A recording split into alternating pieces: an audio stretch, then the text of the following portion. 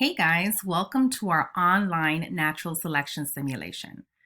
Our unit essential question is, why do species change over time and should we intervene? We have two stops in our journey. The first one is reviewing natural selection.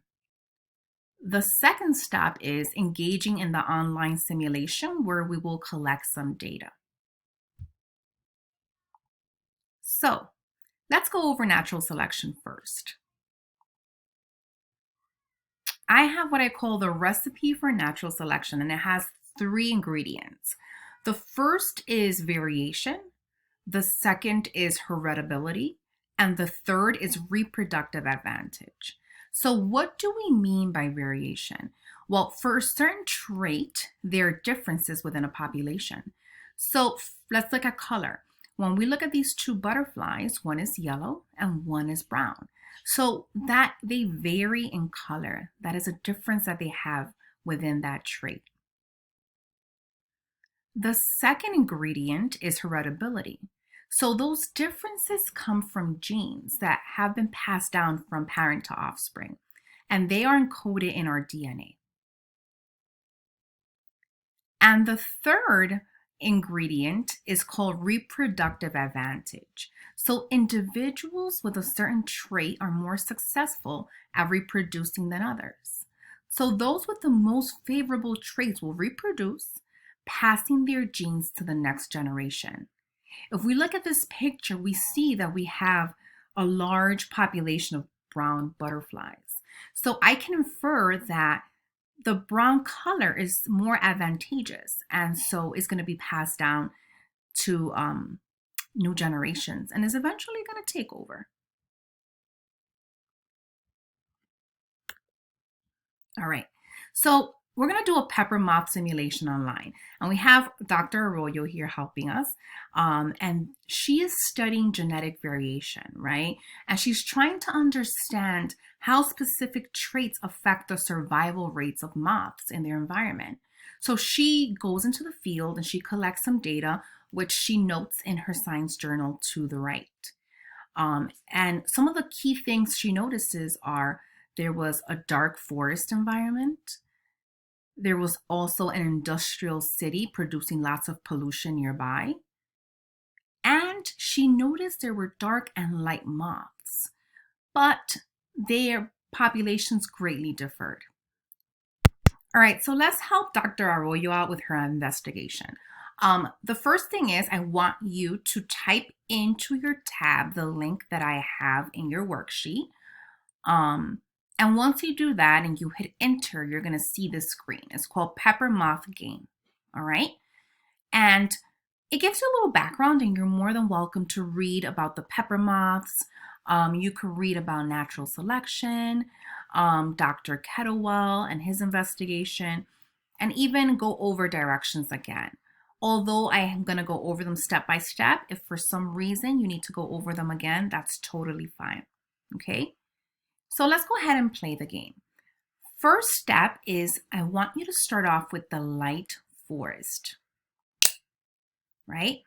Now you're only going to have 1 minute to eat as many moths as possible. So I'm going to move my mouse, and as you see me moving my mouse, you see that this bird is moving as well because we are the predator, okay? And the moths are the prey. So we have a minute to eat as many as possible. So once you find a moth that you want to eat, you just align your bird to it and you click your mouse and you're gonna consume it, all right?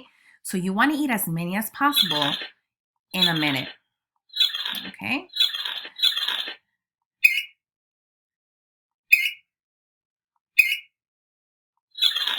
All right, so I'm gonna pause this right now, and at the end of the minute, they will show you the percent of light moths to dark moths that you actually consumed or ate, all right? And this is very important information because we're going to use this in our data table. All right, so let's go back to our data table here, and let's go over what we're going to enter in our data table. All right, so You have two tables. One is called light forest and one is dark forest, because all the information you get when you play the game with the light forest, you're going to enter in the first data table, and you're going to do it again with the dark forest, and you're going to enter that data into the second data table. So you're going to transfer the information, and what you're going to put in this row right here is the initial percent of dark moths and light moths that you started off with, okay? And then after you play the game and you eat as many moths as you could in a minute, you're going to record your final percent of dark moths to light moths.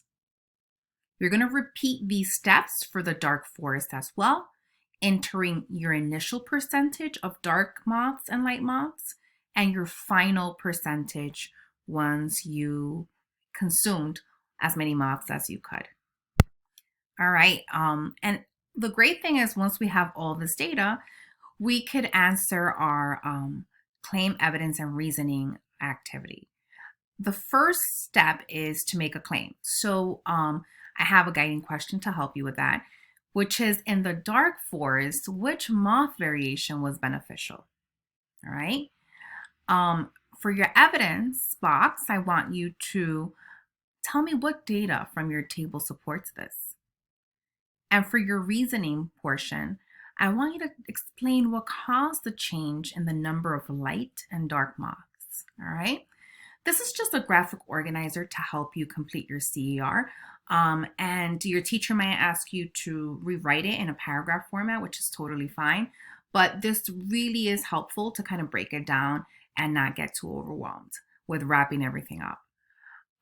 So I hope you guys had a great time with the game. And I hope you understand natural selection a little bit better and that you're better prepared to tackle on your essential question, which is why do species change over time and should we intervene? Have an amazing day. If you guys have any questions, feel free to ask your teacher and take care.